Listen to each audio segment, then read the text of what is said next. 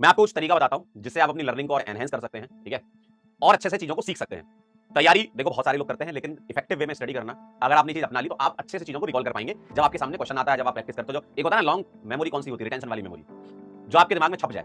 और हमारा दिमाग ना इमेजेस के रेस्पेक्ट में सोचता है, शब्दों को हम पढ़ नहीं पाते, हम इमेज देखते हैं। जैसे आप कभी सपना देखते हो तो सपने में आपको फोटोज दिखती है, ठीक है, आपको शब्दों के सपने नहीं आते, कभी आपको किसके सपने आते हैं, इमेज के सपने आते हैं, वीडियो दिखता है, ऐसा लगता है कि भाई साहब हम जो है स्पेस में चले गए, ठीक है, ऐसा लगता है हमें स्पेस से धक्का दे दिया किसी ने, और सुबह उठते हैं तो पता चला नीचे बैठ के नीचे गिरे पड़े हैं। ठीक है, तो आइए जरा, मैं कह रहा था इसको बोलते हैं laser focus strategy.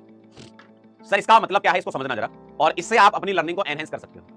Laser focus strategy क्या होती है, जैसे कोई भी टॉपिक है ना, मान लो आपका एक लेक्चर हुआ, उस लेक्चर के अंदर आपको जो टॉपिक है वो लगभग ऐसा मान लीजिए, अगर ठीक ठाक लंबा चौड़ा टॉपिक है तो वो 20-30 मिनट ले जाता है, और कोई सिंपल सा टॉपिक है तो वो 10 मिनट के अंदर खत्म हो जाता है। तो अगर आप रिवाइज जब करें, मान लीजिए आपके पास एक लेक्चर आया, तो सर उसका रिवीजन कैसे करें। जैसे अगर मैं आपसे बोलूं कि 10 मिनट आप क्या करो, इस कॉन्सेप्ट को समझो, ठीक है, जैसे आपने क्लास के नोट्स से, आपने नोट्स जो है जो आप बनाते हो वो, उससे 10 मिनट समझो उस चीज को कि क्या पढ़ाया गया है आज, ठीक है, और 10 मिनट समझने के बाद उसको समराइज करो।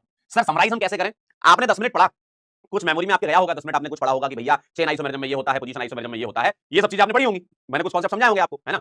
उसको आप समराइज करोगे कैसे, बिना देखे, यस, देख करके समराइज नहीं करना, बिना देखे। आपने पढ़ लिया 10 मिनट, फिर 2-3 मिनट आप क्या करो, उसको समराइज करो कि मैंने जो पढ़ा है उसमें क्या क्या। आपने कॉपी बंद कर दी है ना, आप चाहो तो आंख बंद करके भी इसको समराइज कर सकते हो, और अगर लिख के करोगे तो ज्यादा बेटर रहेगा आपके लिए, है ना। तो आप उस चीज को लिखो कि आज हमने क्या पढ़ा, क्या समराइज करा हमने, ठीक है।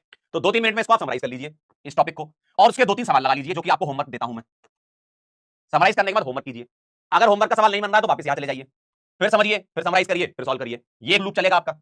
और अगर आपने 2-3 क्वेश्चन सॉल्व कर लिया, आपको समझ में आ गया, सब हो गया, सर मैंने कॉन्सेप्ट समझ लिया, सर मैंने उसको समराइज भी कर लिया दिमाग में कि इसमें ऐसा होता है, और उसके क्वेश्चन सॉल्व कर लिए, तो आप अगले स्टेप पर आ जाइएगा। स्पीक कॉन्सेप्ट, इसका मतलब क्या है, कॉपी खोलिए, है ना, या आपको अगर बिना कॉपी खोली हो जाए तो आनंद आ जाए, अगर बिना कॉपी खोले हो रहा है ये काम तो अच्छी बात है, नहीं तो कॉपी खोल लीजिए।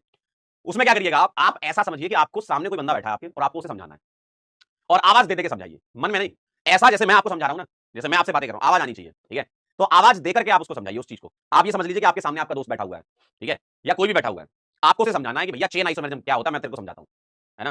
घर वाले भले ही तुम्हें देख लेंगे तो पागल बोलेंगे, लेकिन ठीक है। वो भी कहेंगे कि भाई सिलेक्ट हो जाएगा। तो आप क्या है, मतलब थोड़ा पागलपन भी आना चाहिए इसमें ना, तो आप उसको कीजिए। अगर आप बोल बोल के सामने वाले को समझाएंगे तो आप ज्यादा सीखेंगे, है ना। तो ये काम आपको करना है, और यही चीज आप फिर वापस रिपीट करिए, दूसरे कॉन्सेप्ट पे जाइए, फिर उसको समराइज करिए, फिर क्वेश्चन लगाइए, फिर यहाँ आइए, क्वेश्चन नहीं बन रहा है तो फिर ये लूप यहाँ पे तोड़ दीजिए। तो ये चीज आपको करना पड़ेगा। आप चाहो तो मिरर में खड़े हो जाओ, अपने आप को समझाओगे भाई देख तुझे मैं समझाता हूँ।